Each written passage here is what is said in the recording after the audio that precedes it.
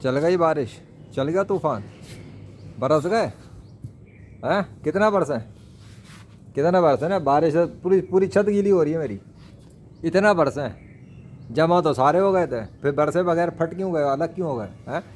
कोई जब आवे शैतान के कुत्तों, हरामजादों, इस्लाम के खिलाफ भौंकने वालों, बड़ा डिसबिलीवर हो ना।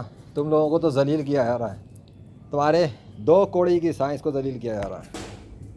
बैठो और उतारो अपने कपड़े, छतों पे बैठ के नंगो।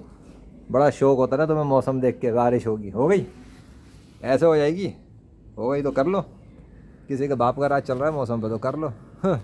जिसका राज है, जिसकी हुकूमत है, वो तो दिखा रहा है। कुछ भी नहीं हो सकता जब तक वो नहीं चाहेगा। पानी की बूंद नहीं आ सकती ज़मीन पर अगर वो ना चाहे, यहाँ तो नहीं आ सकती।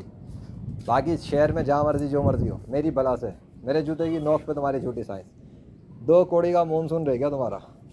वो मानसून जो 1 तारीख से लेके आज 8 जुलाई तक चल ही नहीं सका, ये ले लो चलो।